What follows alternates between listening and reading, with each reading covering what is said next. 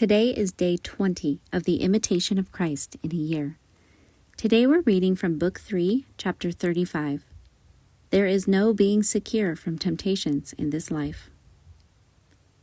Son, thou art never secure in this life, but as long as thou livest, spiritual weapons are always necessary for thee. Thou art in the midst of enemies, and art assaulted on the right hand and on the left. If therefore thou dost not make use of the buckler of patience on every occasion, thou wilt not be long without a wound. Moreover, if thou dost not set thy heart fixedly on me, with a sincere will of suffering all things for my sake, thou canst neither sustain the heat of this warfare, nor attain to the palm of the blessed. It behooves thee therefore to go through all manfully, and to use a strong hand against whatsoever withstands thee. For to him that overcomes is given manna, and to the sluggard is left much misery. If in this life thou seekest rest, how then wilt thou come to the eternal rest? Set not thyself for much rest, but for great patience. Seek true peace not upon earth, but in heaven, not in men nor in other creatures, but in God alone.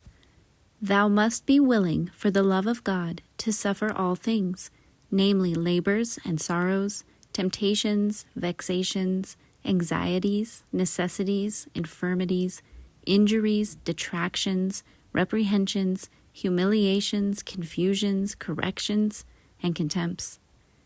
These help to virtue. These prove the novice of Christ. These things weave a celestial gown.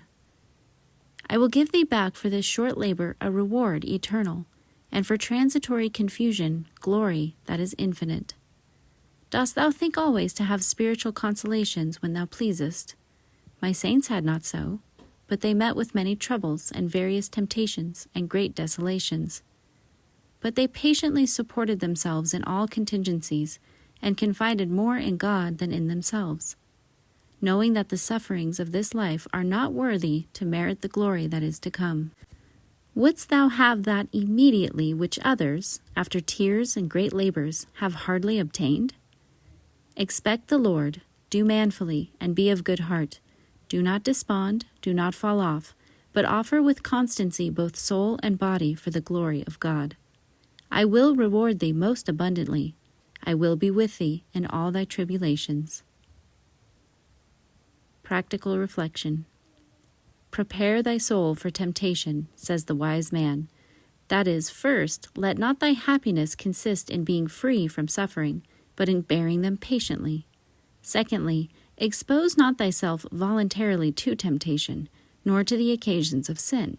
But if thou shouldst be attacked by the one or engaged in the other, resist, fight, fly, and have recourse to God with all confidence. Thirdly, watch, pray, humble thyself before God, and be penetrated with a reverential fear in his presence, a holy diffidence in thyself, and a firm confidence in him who will support thee against all the attacks of the enemy. A truly Christian soul should dwell upon Calvary, in the wounds of Jesus, and there suffer with patience, fortitude, and fidelity whatever he is pleased to appoint. For to be true Christians, and to fulfill the duties of our state, we must be ever resolved to suffer and to die for God. Since, as St. Cyprian remarks, Christians are the heirs of a crucified Jesus. Prayer. Thou knowest, O God, that nothing is so contrary to our natural inclination as to suffer and die. But to accomplish this, thou canst and wilt assist us.